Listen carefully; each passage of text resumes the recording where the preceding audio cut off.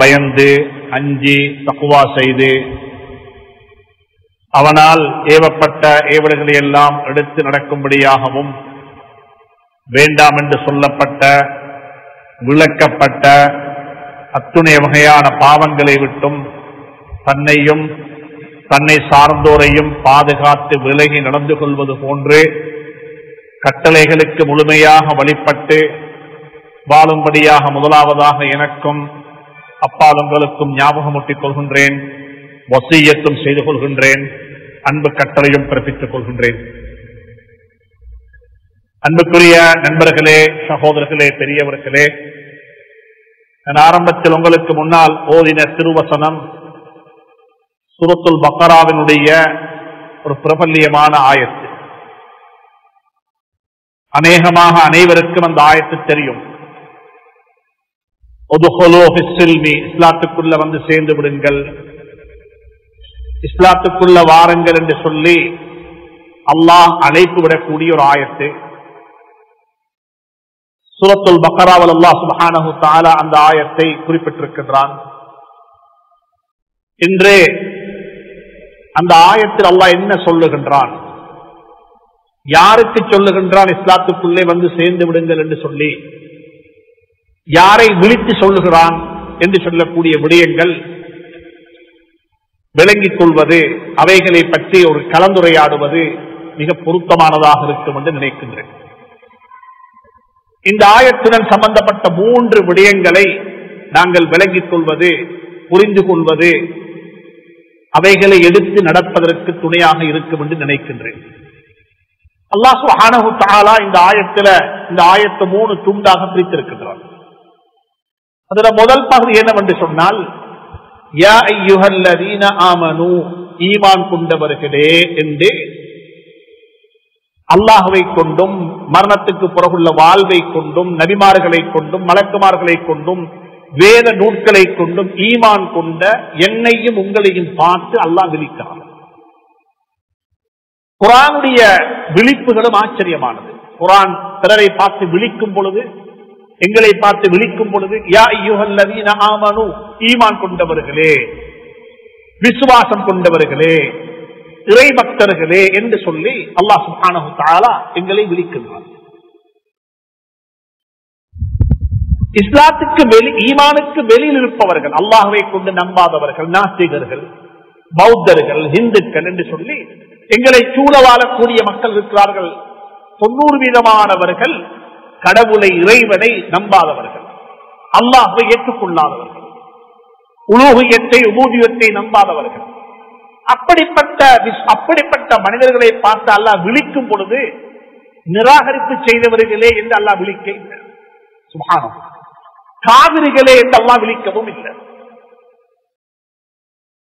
யா அய்யுஹல்லதீன ஆமனூ என்று என்னையும் உங்களையும் பார்த்து விழித்தது போன்று எங்களை சூழ வாழக்கூடிய, இஸ்லாத்துக்கு எதிராக வாழக்கூடிய, இஸ்லாத்தை புரிந்து கொள்ளாமல் வாழக்கூடிய, இஸ்லாமிய நம்பிக்கைகள் கோட்பாடுகளுக்கு அப்பால் போய் வாழக்கூடிய மாற்று மதத்தை சார்ந்த சகோதரர்களை பார்த்து அல்லாஹ் சுப்ஹானஹு தஆலா யா அய்யுஹல்லதீன கஃபரூ என்று அல்லாஹ் விழிக்கவில்லை.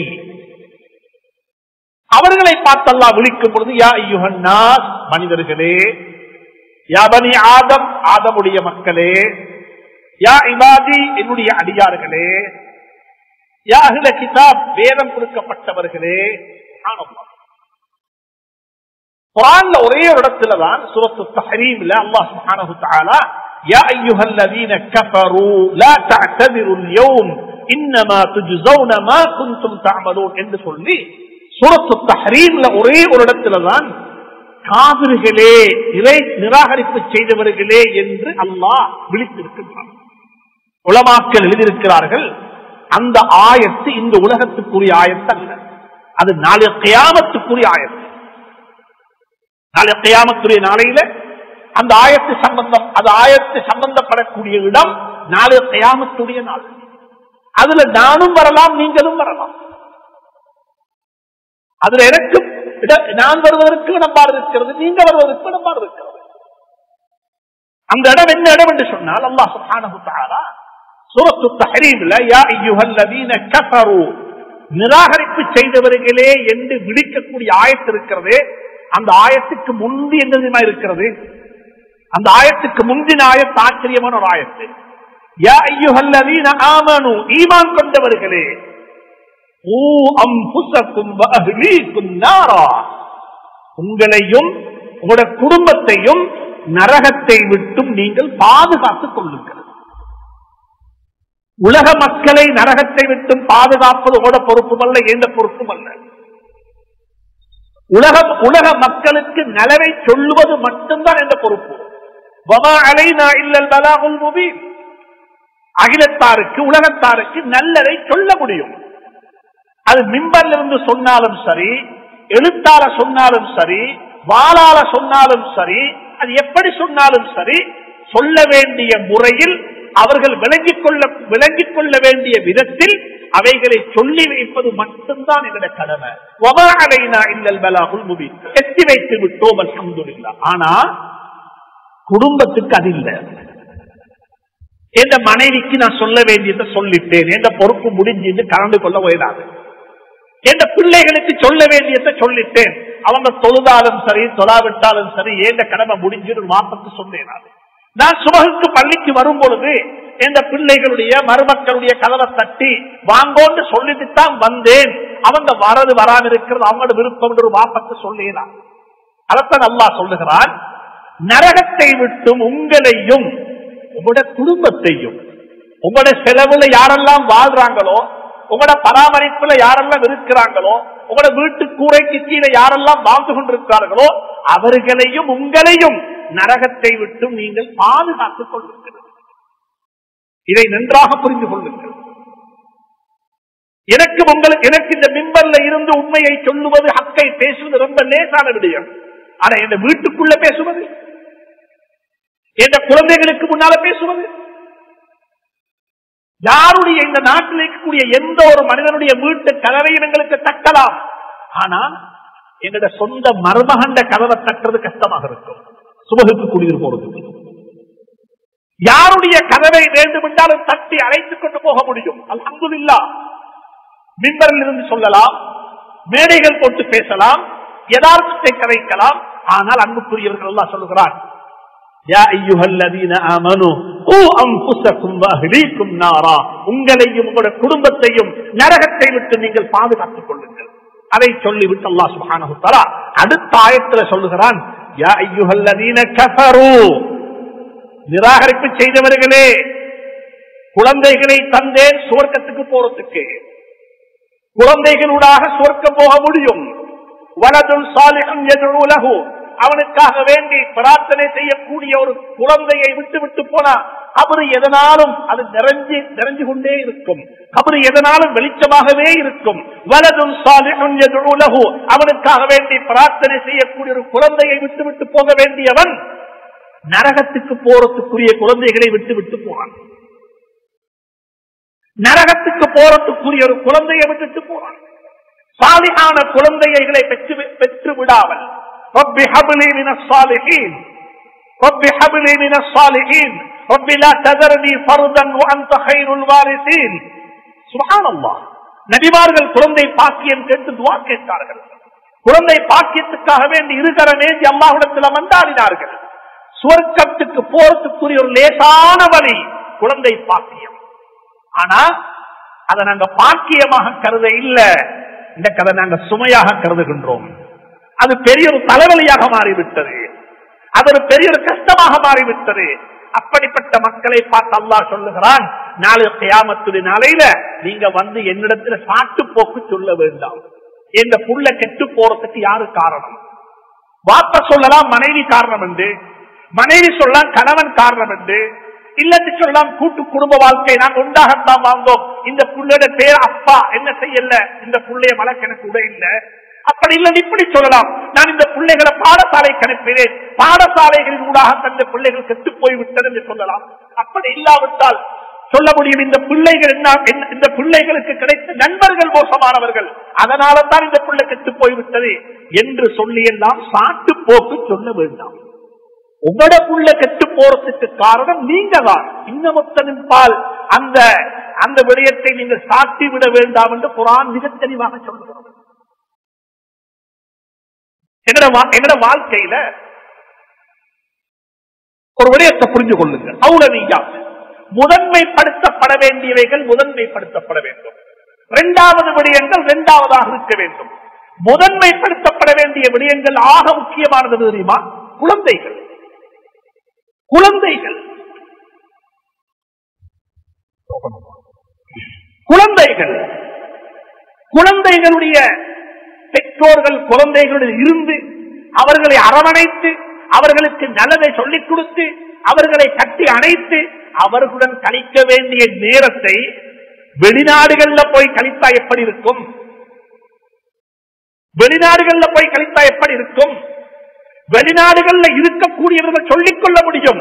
குழந்தைகளுக்காக வேண்டித்தான் வந்திருக்கிறோம், குடும்பத்துக்காக வேண்டித்தான் குடும்பத்தை விட்டு பிரிந்து வந்திருக்கின்றோம், அவர்களுக்காக வேண்டித்தான் உழைக்க வந்திருக்கின்றோம் என்று நீங்கள் காரணம் சொல்லிக் கொள்ள முடியும்.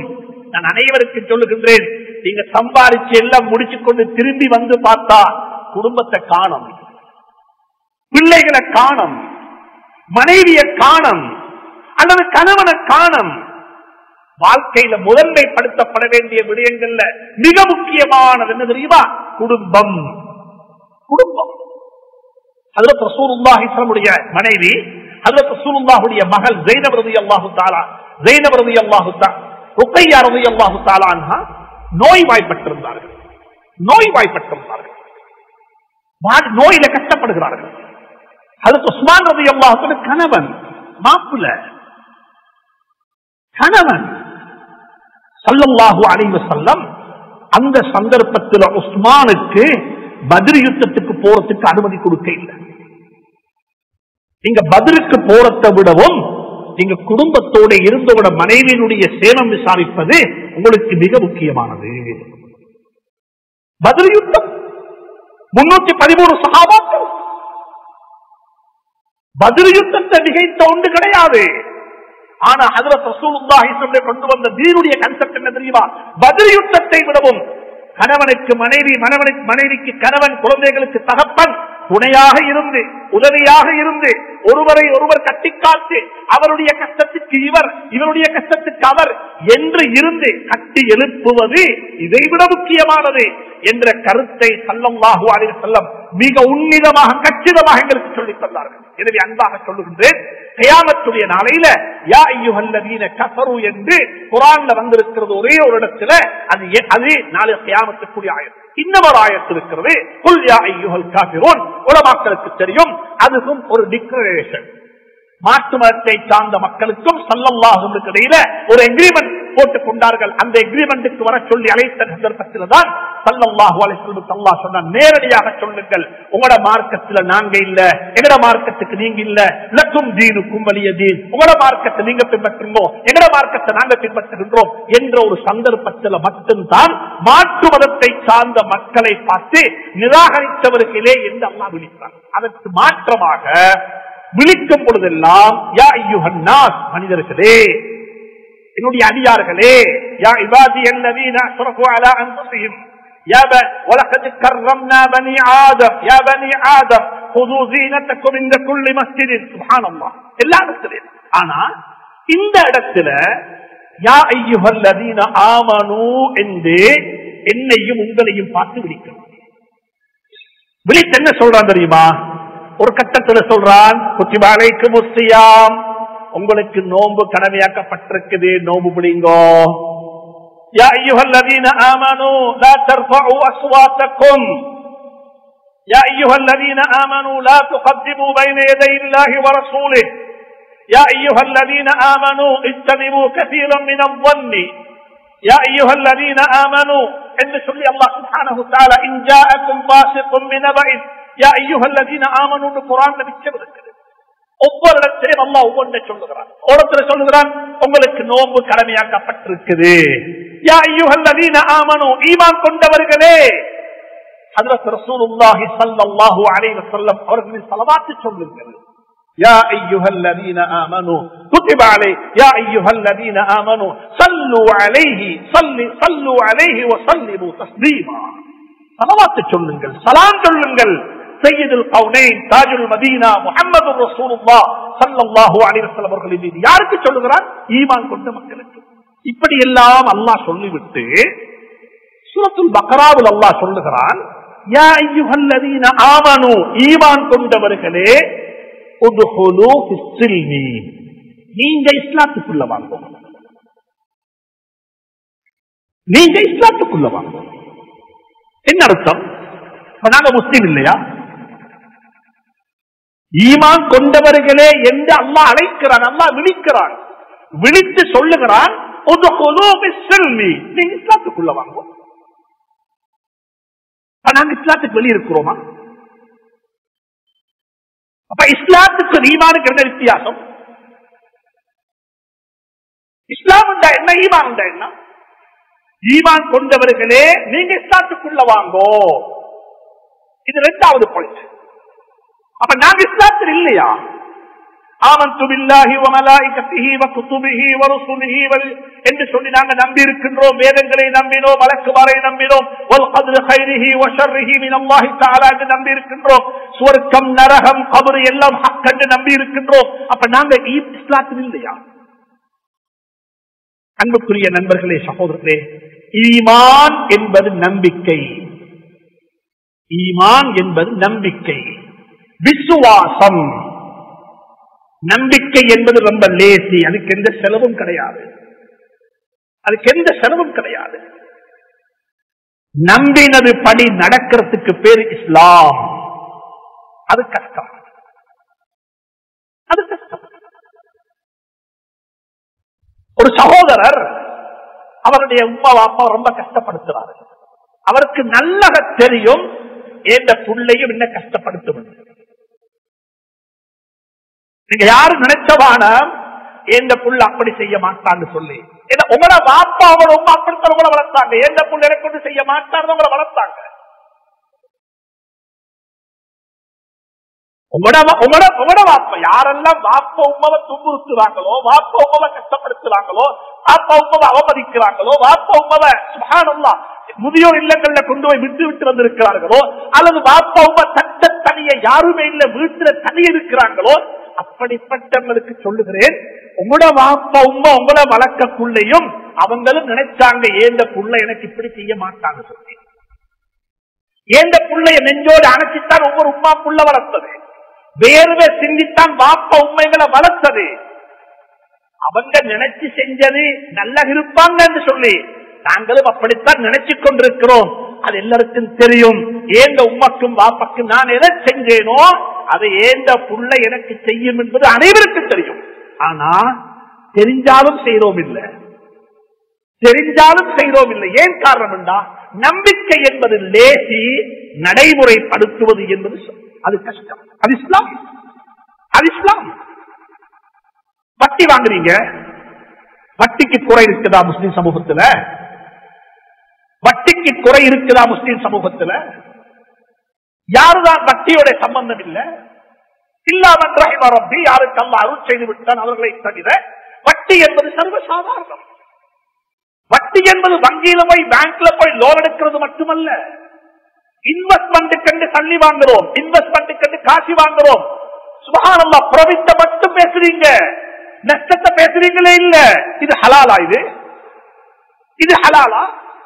ஹாபர்ல கண்டெய்னர் வந்திருக்குது, வியாபாரம் கண்டெய்னர் வந்திருக்குது, கிளியர் பண்ண வேண்டும், கையில சல்லி இல்ல. யாராவது ஒரு இடத்துல போய் கேட்கிறாரு, கேட்கிறோம், தாங்க சல்லி தாங்க, உங்களுக்கு லாபத்துல பங்குதாரு இருந்தால் இது என்ன வியாபாரம்? இது என்ன வியாபாரம்? அனந்தர சொத்துல துரோகம் செய்யக்கூடாது. நல்லா புரிஞ்சு கொள்ளுங்கள். ஒருத்தர் மௌத்தானா அவருடைய சொத்துக்கள் பிரிக்கப்பட வேண்டும். அப்படித்தான் குர்ஆன் சொல்லுது. அதை விட்டுட்டு போன சொத்து பெரிய ஏக்கர் கணக்கில் உள்ள காணியாக இருந்தாலும் சரி, அது சதங்களாக இருந்தாலும் சரி, சதம் சதம். எங்க வாப்பா மௌத்தாகுள்ள வாப்பா கொண்டுமே இல்ல, வாப்பா வாங்கின 10 பெனடோல் கார்டுல 2 பெனடோல குடிச்சிட்டு மற்ற பெனடோல் கார்டு எல்லாம் பேலன்ஸ் ஆக இருக்குன்னா அதுவும் அனந்தர சொத்து. இது எப்படி பிரியணும்? இது எப்படி பிரியணும்? நீங்க 2 எடுத்துக்கோங்க, நான் 2 எடுக்கிறேன், அங்க 2 கொடுங்க, அப்படி பிரியேனாது. இது எப்படி தெரியுமா பிரியணும்? அல்லாஹ் குர்ஆன்ல சொல்லுகிறார், நஸீபன் மஃப்ரூதா. இன்ன ஸலாத்த கானத் அலல் முஃமினீன கிதாபன் மவ்கூதா. சொல்லுங்க, 12 மணிக்கு லுஹர் தொழுவோம் யாரும் சொல்றது இல்ல. 11:57 வாங்குண்டா அது 11:57 தான் வாங்கு, அது 58 இல்ல. இஃப்தாருடைய நேரம் 6:02 தான் இஃப்தார். சஹர முடிகிறது 4:49 49 தான், 50 இல்ல. அதை முற்படுத்தவும் மேலா பிற்படுத்தவும் மேலா. இன்ன ஸலாத்த கானத் அலல் முஃமினீன கிதாபன் மவ்கூதா என்று அல்லாஹ் சொன்னது போல அனந்தர சொத்தையும் அல்லாஹ் அப்படித்தான் சொல்லுகிறான். நஸீபன் மஃப்ரூதா, நஸீபன் மஃப்ரூதா. ஒருத்தர் மௌத்தானா அவருடைய சொத்தை எப்படி பிரிக்கும்? இது உங்களுக்கு நினைத்த மாதிரி செய்ய இயலாது. இது எல்லாருக்கும் தெரியும். ஆனா யாரு செய்யறாங்க? அனந்தர சொத்து பிரிச்சோட எல்லாருக்கும் தெரியும். வாப்பட சொத்துல விளையாட இயலாது. ஏண்ட வாப்ப மௌத்தாகக்குள்ள ஏண்ட தாய் கற்பிணியாக இருக்கிறாள் என்று வச்சுக்கோங்களேன். அபூபக்கர் சித்தீக் ரலியல்லாஹு தஆலா மௌத்தாகறாங்க. 63ல மௌத்து வந்துச்சு. அவட மனைவி, அவட 3வது மனைவி கற்பிணியாக இருக்கிறா, வயிற்றுல ஒரு புள்ள. அன்னை ஆயிஷா சித்திகா ரலியல்லாஹு தஆலா அன்ஹாவை கூப்பிட்டு சொன்னாங்க, மகளே நான் மௌத்தானா போன்ற ஒரு தங்கச்சி இருக்கிறா, என் மகள் உம்மு குல்சூம், அந்த பெண்ணுக்கு பேர் உம்மு குல்சூம் வைக்கப்பட்டுச்சு. சொன்னாங்க அந்த புள்ளைக்கு அனந்தர சொத்துல பங்கு இருக்குது, நான் மௌத்தானா சொத்து இப்படித்தான் பங்கு வச்சு கொடுக்கப்பட வேண்டும். இமாம் மாலிக் ரஹ்மத்துல்லாஹி அலைஹி மோத்தாவுல குறிப்பிட்டிருக்கிறாங்க. அன்புக்குரிய நண்பர்களே, சகோதரர்களே, இஸ்லாம் என்பது விசுவாசம் மட்டுமல்ல, நம்புறது லேசி, நம்புறது ரொம்ப லேசி. ஆனா நடைமுறைப்படுத்தி காட்டுங்க பாப்போம். நடைமுறைப்படுத்தி அல்லாஹ் சொல்றான், நீங்க இஸ்லாத்தை நம்புறீங்க, உங்களோட நம்பிக்கை மட்டும் போதாது, அந்த இஸ்லாத்தை நடைமுறைப்படுத்துங்க, கடைபிடிங்க. வாங்க இஸ்லாத்துக்கு இருக்கு. இந்த பாப்ப மௌத்தா இந்த வீட்டை பிரிக்கணுமா, பிரிப்போம். எனக்கு வீடு இல்லா போனாலும் பிரச்சனை இல்ல, நாங்க பிரிச்சு வாப்பட வீட்டை யார் யாருக்கு போகணும். சம்டைம்ஸ் சில கட்டங்கள்ல வாப்பட வாப்ப இல்ல, வாப்பட வாப்ப ஏற்கனவே மௌத்து, ஆனா வாப்பட வாப்ப இருக்கிற வாப்பட வாப்பட வாப்ப இருக்கிறார், அப்ப இருக்கிறாரு. அப்ப அப்பக்கு வயசு என்ன, 90 வயசு. அப்பக்கு சொத்து போகணுமா? ஓ நிச்சயமாக. உங்களோட வாப்பா விட்டுட்டு போன சொத்துல வாப்பட வாப்பட வாப்பக்கு அப்பக்கு 16.5% போக வேண்டும். நீங்க கொடுப்பீங்களான்றது பிரச்சனை அல்ல. கொடுக்க இல்லட்டி நான் இஸ்லாத்தில் இல்ல, நான் கொடுக்க இல்லட்டி இந்த குர்ஆன் ஓத தகுதி இல்லை எனக்கு. இஸ்லாம் என்பது, ஈமான் என்பது நம்புறது லேசி, நம்புறது ரொம்ப லேசி, பேசுறது ரொம்ப லேசி. ஆனா நடைமுறைப்படுத்திக்க பார்ப்போம். நீங்க இஸ்லாத்துக்குள்ள வாங்குவோம். உங்களோட இஸ்லாம் நோன்பு மட்டுமல்ல, உங்களோட இஸ்லாம் தலவாத்து சொல்றது மட்டுமல்ல, உங்களோட இஸ்லாம் ஜும்மா சொல்றது மட்டுமல்ல, உங்களோட இஸ்லாம் எப்படி தெரியுமா இருக்கணும், எல்லாத்திலையும் இருக்கணும். இதைத்தான் 3வது அல்லாஹ் சொல்லுகிறான், யா அய்யுஹல்லதீன ஆமனூ, ஈமான் கொண்டவர்களே, உத்ஹுலூ பிஸ்ஸில்மி, நீங்க இஸ்லாத்துக்குள்ள வாங்க. எப்படி வரணும், எப்படி வரணும்? எங்க எல்லாருக்கும் சொல்ல, நாங்க முஸ்லீம்கள் தானே. அல்லாஹ் சொல்றான், இல்ல, எப்படி தெரியுமா நீங்க வரணும், காஃபா டோட்டலி வந்து சேருங்க, சம்பூர்ணமாக. அங்க சம்பூர்ணமாக பள்ளியுள்ளுக்கு மட்டும் முஸ்லீமாக இருக்கேன். சல்லு கமா ரஅய்துமூனி உஸல்லி, நான் எப்படி தொழ கண்டேனோ அது மாதிரி தொழுகிறது மட்டுமல்ல, நான் எப்படி வாழ்ந்தேனோ அப்படி வாழ பழகுவோம். முழுக்க இஸ்லாமாக மாறும். இன்றைக்கு நிக்காஹ் பள்ளியுள்ளுக்கு இஸ்லாமிய முறை பிரகாரம், பள்ளிக்கு வெளியே போனா திருமணம் எப்படி, பள்ளிக்கு வெளியே போனா திருமணம் எப்படி, நிக்காஹ் எப்படி, வலிமா எப்படி இருக்குது, சாப்பாடு எப்படி இருக்குது, மஹரமியத் எங்க பேணப்படுகிறது, ஹலாலுக்கு என்ன ஹராமுக்கு என்ன குறை இருக்கிறாங்க. அல்லாஹ் சொல்ல, இல்ல இல்ல, நீங்க இஸ்லாத்துக்குள்ள வாரண்டா சம்பூர்ணமா வாங்கோ, இல்லத்தி வர வானம் எனக்கு தேவையில்லை. அல்லாஹு கனிய்யுன் ஹமீத். அல்லாஹ் சொல்றான் ஹஜ்ஜ பத்தி சொல்லக்குள்ள, வலில்லாஹி அலன்னாஸி ஹஜ்ஜுல் பைத்தி மன் இஸ்ததாஅ இலைஹி ஸபீலா. ஹஜ்ஜி கடவுளுக்கு பமன் கஃபர, யாராவது எனக்கு ஹஜ்ஜிக்கு போகலாம், இவ்வளவு பணம் செலவழிக்கணும், எதுக்காக வேண்டி இந்த பணத்தை கொடுக்கணும், இது ஏழைகளுக்கு பங்கிட்டு கொடுக்கலாம் தானே என்று யாராவது ஒருத்தர் அதை நீங்க நினைச்சு அதை நிராகரிப்பு செஞ்சு அல்லாஹ் சொல்றான், உங்களோட ஹஜ்ஜை விட்டு அல்லாஹ் தேவையற்றவன், உங்களோட ஹஜ்ஜை விட்டு அல்லாஹ் தேவையற்றவன். நீங்க யாரும் நாங்க நினைக்க கூடாது, நாங்க இஸ்லாத்தில் இருக்கிறதுனால இஸ்லாத்துக்கு பாக்கியம் என்று அல்லாஹ் சொல்றார். அல்லாஹ் சொல்றார் குர்ஆன்ல சூரத்துல் ஹுஜராத்ல, நீங்க இஸ்லாத்தில் இருக்கிறதுனால இஸ்லாத்துக்கு எந்த லாபமும் கிடையாது, நீங்க இஸ்லாத்துக்குள் இருக்கிறதுனால அந்த கண்ணியம் உங்களுக்கு தான். அதனால் அன்புக்குரிய நண்பர்களே, சகோதரே, முழுமையான இஸ்லாம் எங்களோட வாழ்க்கையில வர வேண்டும். முழுமையான இஸ்லாம் இதை 4 பகுதியாக பிரிக்கலாம். ஒரு பகுதி என்ன தெரியுமா? எங்களோட ஈமான், ஈமானுடைய பகுதி. 2வது பகுதி வணக்க வழிபாடுகள். அல்ஹம்துலில்லாஹ், இந்த நாட்டுல இஸ்லாமியர்கள் முஸ்லீம்களை பொறுத்தவரையில பள்ளி வாயில்கள் நிறைந்து வலிந்து காணப்படுகிறது. அல்ஹம்துலில்லாஹ், தொழுகைக்கு பள்ளி வாயில் நிறையுது, ஜும்மாவுக்கு நிறையுது, ரமலான் நிறையுது, பெருநாளைக்கு நிறையுது, தொழுகைகளுக்கு நிறையுது. அநேகமான பள்ளிகள்ல போய் பார்த்தா சுபஹுடைய தொழுகைகளுக்கு கூட பள்ளிகள் நிறைந்து காணப்படக்கூடிய காட்சிகள் கண்குளிர்ச்சியாக இருக்கிறது. அல்லாஹ் இந்த நாட்டில அதை நிலையானதாக அல்லாஹ் வைப்பானாக.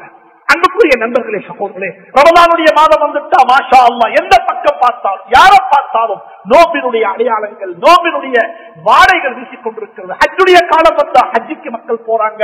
இப்படியான ஒரு கலாச்சாரம், ஒரு நடைமுறை, ஒரு பழக்க வழக்கம், ஒரு இபாதத்துடைய மோகம் மக்களுக்கு மத்தியில் ஏற்பட்டிருக்கிறது. அல்லாஹ் அதனை நிலையானதாக அல்லாஹ் வைப்பானாக. அதே போல 2வது 3வது ஒரு பகுதி இருக்குது, அதுதான் எங்கட கொடுக்கல் வாங்கல். கொடுக்கல் வாங்கல் நாங்கள் எங்க டீலிங்,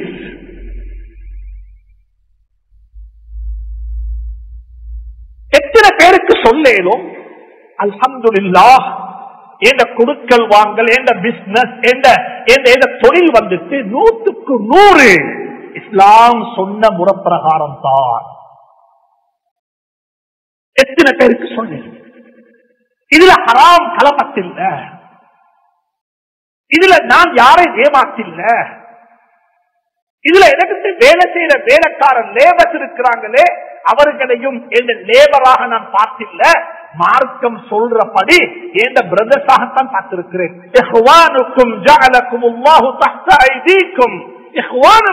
சகோதரர்கள், உங்களுடைய சகோதரர்கள் இன்றைக்கு அல்லாஹ் அவர்களை உங்களோட கைக்கு கீழே வச்சிருக்கிறான். அல்லாவுக்கு ஏலும் உங்களோட குழந்தைகளை அவங்களோட கையில வச்சோம் மேலும். எத்தனையோ பேர் இருக்கிறாங்க அப்படி. வாப்பட கடையில கூலி வேலை செய்யறாங்க, கேட்டா வாப்பட கடையில கூலிக்கு இருந்தவர் பொஸ்ஸா விட்டாரு.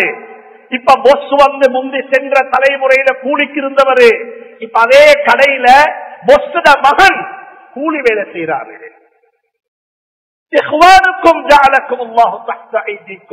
உங்களுடைய சகோதரர்கள் உங்களுடைய கைக்கு அல்லாஹ் வச்சிருக்கிறான். அல்லாஹ் உதவி எப்ப தெரியுமா வரும்? பள்ளிக்குள்ள தொழுது கேட்கிற துஆவை விடவும் பவரான துஆ தான் ஹலாலாக சம்பாதிச்சுட்டு கேட்கிற துஆ.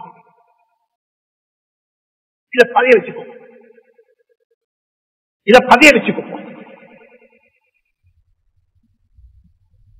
தொழுதுட்டு நோபத்தை வந்துட்டு கேட்கக்கூடிய துஆ நிச்சயமாக கபூலாகும், அதுல சந்தேகம் கிடையாது. நோபாலிக்கு ஒரு துஆ இருக்குது, தொழுகையாளிக்கு ஒரு துஆ இருக்குது, நிச்சயமாக கபூலாகும். ஆனா அதை விடவும் பவரான துஆ, அதை விடவும் அல்லாஹ்விடத்துல மிகவும் பவரான துஆ என்ன தெரியுமா?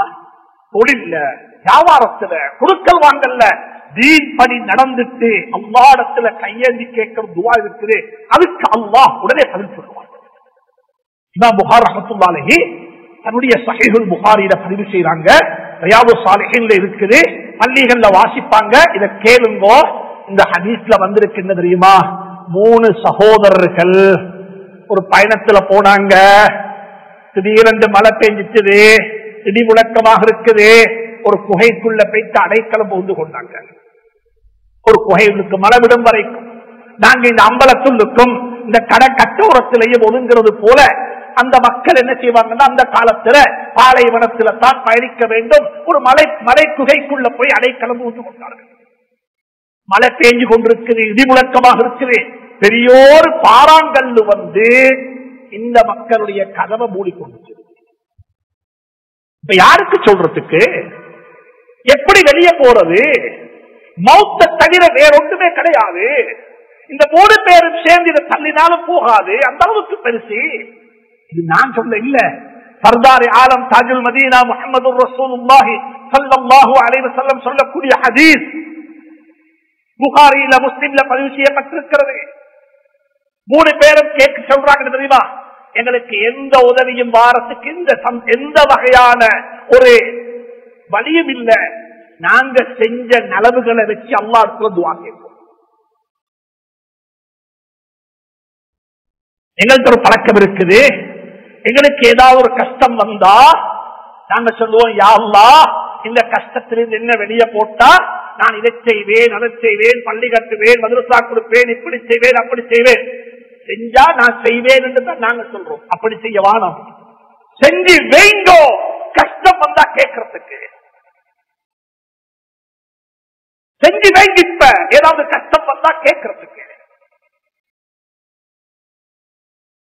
நாங்க நோய் வந்து ஐசி ரூம்ல படுத்துக் கொண்டுதான் பள்ளி கட்ட பார்க்கிறது. டாக்டர் சொல்லிட்டாரு கேன்சர் 4வது ஸ்டேஜ்ல கேன்சர் வந்திருக்குது, அப்பதான் சதக்காவுக்கு வழி தேடுறாரு, அப்பதான் சதக்கா கொடுக்க வழி தேடுறது. சரி, அப்படியாவது கொடுத்து முடியுது என்றுதான் ஹதீஸ் இருக்குது. இன்னல்லாஹ் அவத்தக்கும், அந்த கஷ்டத்திலே அல்லாஹ் உங்களுக்கு ஒரு சந்தர்ப்பம் தந்திருக்கிறான். ஆனா அப்படி கொடுக்க வாரம் நல்ல தேக ஆரோக்கியத்தோட, நல்ல வசதி வாய்ப்போடு, நல்ல கட்ஸோட, உங்களுக்கு தேவை இருக்கக்குள்ள நீங்க செய்யுங்கோ. அதுல 3 பேரு சொன்னாங்க, நாங்க பிறகு செய்யறதை வச்சு துவா கேட்க தேவையில்லை, நாங்க செஞ்சத்தை வச்சு துவா கேட்போம். சுபஹானல்லாஹ், ஆச்சரியமான துவா. வியாபாரிகளே, கழுத்துறையில வியாபாரம் செய்யக்கூடிய மக்களை பார்த்து சொல்லுகின்றேன், வியாபாரிகளே இந்த ஹதீஸ படிக்கணும். அது ஒருத்தர் துவா கேட்டது, ஆச்சரியமான துவா. 50 ஹஜ் செஞ்சிருக்கிறேன், இஃப்தார் இப்படி செஞ்சிருக்கிறேன், ஏழைகளுக்கு சாப்பாடு கொடுத்திருக்கிறேன், அதெல்லாம் மேல்பிச்சமானது. உங்களோட கடமை என்ன? அவர் சொன்னாரு கையேந்தி அல்லாஹ்விடத்தில், யா அல்லாஹ் எங்க இல்லத்தில் ஒருத்தர் கூலி வேலை செஞ்சார், என்னிடத்தில் ஒருத்தர் கூலி வேலை செஞ்சார், வேலை செஞ்சு போட்டு சம்பளம் வாங்காம போயிட்டார். இந்த ஹதீஸ கொஞ்சம் கவனமா படிங்க. இதுல பொருளாதாரம் அப்படி இருக்குது, எக்கானமி அப்படி இருக்குது. ஹதீஸ் சொல்லுக்கு அவர் சம்பளம் வாங்காம போயிட்டார். நாங்க என்ன செய்வோம்? எங்களுக்கு சம்பளம் வாங்காம போட நாங்க சொல்லுவோம், வந்தா கொடுப்போமே, வந்தா கொடுப்போம். அப்படி சொன்னாலே பெரிய இஸ்லாம் என்று நாங்க நினைக்கிறோம். ஆனா வேலை செஞ்ச வேலைக்காரனுடைய சம்பளத்தை கொடுக்கணும்.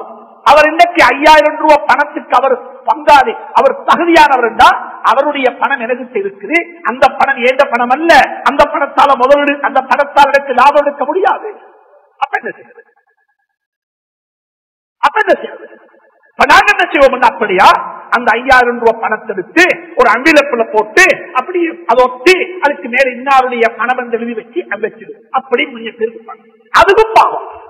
ஏண்டா பணத்தை பதுக்கக்கூடாது, பணத்தை பதுக்கக்கூடாது. பணம் எப்பயுமே சர்க்குலேஷன் இருக்கணும், பணம் எப்பயுமே அது பராமரிப்பு இருக்கணும், அது அதிர்ந்து கொண்டே இருக்கணும். பணத்தை பதுக்கிறாது, அது அவருக்கு தெரியும்.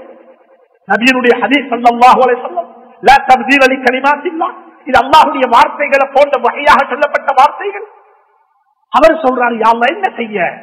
பணத்தை, அவருடைய பணத்தை எனக்கு வச்சு கழுவ முடியாது, அவருடைய பணத்தை ஒதுக்கி வைக்கவும் முடியாது. அப்ப என்ன செய்யணும்? அந்த பணத்தை முதலீடு செய்யணும். என்ன செஞ்சாரு தெரியுமா? ஒரு ஆட்டை வாங்கி விட்டாரு, அந்த பணத்துக்கு ஒரு ஆட்டை வாங்கி அப்படி வச்சுட்டாரு. அந்த ஆடு சும்மா இருக்க இல்ல, அது மந்தையாக மாறிவிட்டது, அது பெரிய பெரிய ஒரு மந்தையாக மாறிவிட்டது. அதை பராமரிக்க வேண்டும். ومن كان غنيا فليأكل ومن كان غنيا فليستعفف ومن كان فقيرا فليأكل بالمعروف. குர்ஆன் அப்படித்தான் பேசி இருக்கிறது.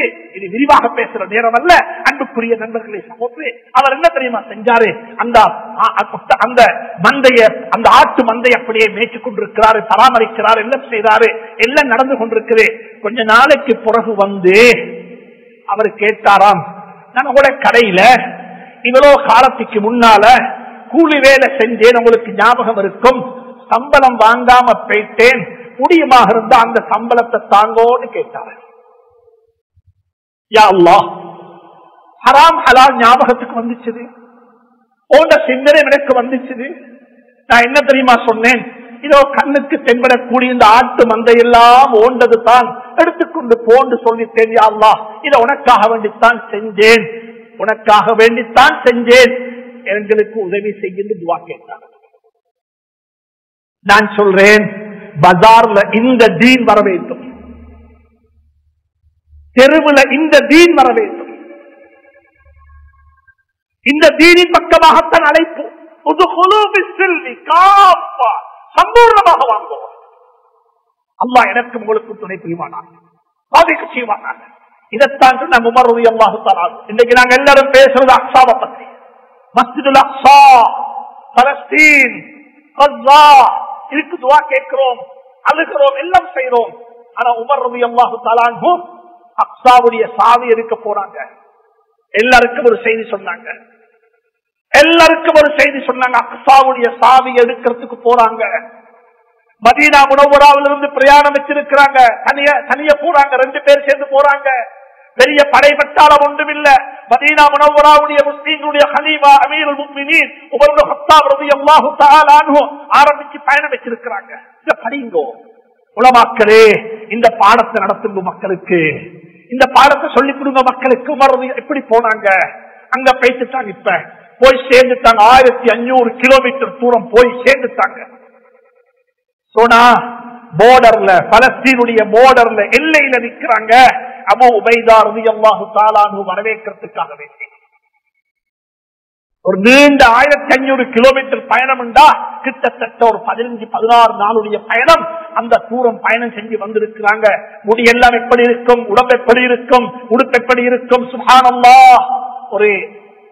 ஒரு நிலைமையில வந்து சேர்ந்த உமர் ரலியல்லாஹு தஆலா அவங்க சொன்னாங்க, அபூ உபைதா ரலியல்லாஹு தஆலா அன்ஹு, இந்த உமரை பார்த்து, உமர் உங்களோட உடுப்பை கொஞ்சம் மாற்றி கொள்ளுங்களேன். அமீருல் முஃமினீன், நீங்க போற இடம் இருக்குதே, பெரிய மக்கள் வாழக்கூடிய இடம், ஹைலே ஒரு டிமாண்ட் ரெஸ்பெக்டான மக்கள் வாழ்ற இடம். இது ஒரு டிப்ளமசி, இது ஒரு டிப்ளமசி. இந்த 2 நாட்டுக்கு இடையில நடக்கக்கூடிய ஒரு பேச்சுவார்த்தை. எனவே இந்த உடுப்போட போனா அவ்வளவு அழகாக இருக்க மாட்டாது, உடுப்பை கொஞ்சம் மாற்றிக்கொள்ளுவான்னு கேட்டாங்க. அப்பத்தான் சொன்னாங்க ஒரு வார்த்தை, அதைத்தான் எனக்கும் சொல்லிக் கொள்றேன், உங்களுக்கும் சொல்லுகிறேன். அதுதான் அக்ஸாவுக்காக துஆ கேட்கக்கூடிய அனைவருக்கும் சொல்லக்கூடிய ஒரே ஒரு வார்த்தை. என்ன தெரியுமா சொன்னாங்க? அபூ உபைதாவை பார்த்து, அபூ உபைதா, நீ எனக்கு இந்த ஷர்ட்டை மாற்ற சொல்றீங்க இல்லையா, எதுக்கு? கண்ணியத்துக்காக வேண்டியா? இந்த ஷர்ட்டை மாற்றி கண்ணியத்தை தேட போறீங்களா? ஏன் இப்படியே போனா என்ன சரி வராதா? சொன்னாங்க, நஹ்னு கௌமுன் இன்னா குன்னா அஸல்ல கௌமின் ஃபஅஅஸனா அல்லாஹு பில் இஸ்லாம். நஹ்னு கௌமுன் அஅஸனா அல்லாஹு பில் இஸ்லாம். அபூ உபைதா, நாங்க ஒரு கூட்டம் வாப்பா. இந்த நாட்டில் 90% மக்களுக்கு வித்தியாசமாக 10% வாழக்கூடிய முஸ்லீம்கள் நாங்க ஒரு கூட்டம். எங்களுக்கு கிடைச்ச கண்ணியம் இஸ்லாத்தை கொண்டு மட்டும்தான். எங்களுக்கு கிடைச்ச கண்ணியம் இஸ்லாத்தை கொண்டு மட்டும்தான். நாங்க முஸ்லீம் என்ற கண்ணியம் மட்டும்தான் கண்ணியம், வேற எந்த கண்ணியம் எங்களுக்கு இல்லை. நாங்கள் முஸ்லீம். மௌத்துக்கு பிறகு வாழ்க்கை ஒன்று இருக்கு. எனக்கு ஹராம் ஹலால் தெரியும், அது மட்டும்தான் இந்த வாழ்க்கை. அன்புக்குரிய நண்பர்களே, சகோதரர்களே, பெரியார்களே, சொன்னாங்க உமர் ரலியல்லாஹு தஆலா அன்ஹு, நஹ்னு கௌமுன், நாங்க ஒரு கூட்டம், அஅஸனா அல்லாஹு பில் இஸ்லாம், இஸ்லாத்தை கொண்டு மட்டும்தான் எங்களுக்கு கண்ணியம். இஸ்லாம் என்றா பள்ளிக்குள்ள மட்டுமல்ல, தெருவிலையும் வர வேண்டும், கடையிலையும் வர வேண்டும், குடுக்கல் வாங்கலையும் வர வேண்டும், தொழில் குடும்பத்திலே வர வேண்டும், மனைவியோட வர வேண்டும், பிள்ளைகளோட சேர்ந்து வர வேண்டும், பெற்றோருடையும் சேர்ந்து வர வேண்டும். சொன்னாங்க, நாங்க ஒரு கூட்டம், இஸ்லாத்தை கொண்டு அல்லாஹ் எங்களை கண்ணியப்படுத்தினான். இஸ்லாத்தை ஒரு பக்கமாக வச்சுட்டு, இந்த ஷர்ட்டை உடுத்துக்கொண்டு, இந்த அதிகாரத்தை வச்சுக்கொண்டு, இந்த செல்வாக்க வச்சுக்கொண்டு யாராவது ஒருத்தர் கண்ணியத்தை தேடுவார் என்றிருந்தா அல்லாஹ் அவரை கேவலப்படுத்துவான் என்று உமர் சொல்ல இல்ல.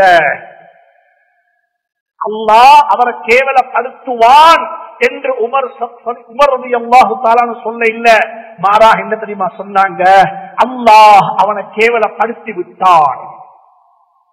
அது ஆல்ரெடி நடந்து முடிஞ்சிட்டது. இந்த சமூகம் திரும்ப வேண்டும் முழுமையான இஸ்லாத்தின் பக்கம். இந்த சமூகம் திரும்ப வேண்டும் முழுமையான இஸ்லாத்தின் பக்கம். குடும்ப வாழ்க்கையிலையும் இஸ்லாம், தொழிலையும் இஸ்லாம், வீட்டிலையும் இஸ்லாம், பள்ளியிலையும் இஸ்லாம், தனிப்பட்ட வாழ்க்கையிலையும் இஸ்லாம். அல்லாஹ் சுப்ஹானஹு வ தஆலா அந்த இஸ்லாத்தை எனக்கு உங்களுக்கு தந்தருவானாக. அந்த இஸ்லாத்தின் பக்கமாகத்தான் அல்லாஹ் சொல்லுகிறான், யா அய்யுஹல்லதீன ஆமனூ உத்குலூ ஃபிஸ்ஸில்மி காஃபா, இஸ்லாத்துக்குள்ள சம்பூர்ணமாக வந்து சேர்ந்து விடுங்கள் என்று அல்லாஹ் அழைக்கிறான். அல்லாஹ்வுடைய அழைப்பை ஏற்று முழுமையான இஸ்லாத்தை பின்பற்றுவதற்கு அல்லாஹ் எனக்கு உங்களுக்கு துணை புரிவானாக, தௌஃபீக் செய்வானாக. யா அல்லாஹ் எங்களுடைய பாவங்களை மன்னித்தருள்வாயாக, எங்களை பொருந்திக் கொள்வாயாக, எங்களுடைய அனைத்து வகையான கர்மங்களையும் நலவையும் மட்டுமாக்கி வைப்பாயாக, கெடுதிகளை விட்டு பாதுகாத்திடுவாயாக, எங்களுடைய பெற்றோர்களை பொருத்திக் கொள்வாயாக, கபர்களை பிரகாசமாக்கி வைப்பாயாக. யார் யாருடைய பெற்றோர்கள் பூமிக்கு மேலே வாழ்ந்து கொண்டிருக்கிறார்களோ அவர்களுக்கு நீண்ட ஆயுளையும் சரீர சுகத்தை நசீவாக்குவாயாக, குழந்தைகளை கொண்டு கண் குளிர்ச்சியை நசீவாக்குவாயாக.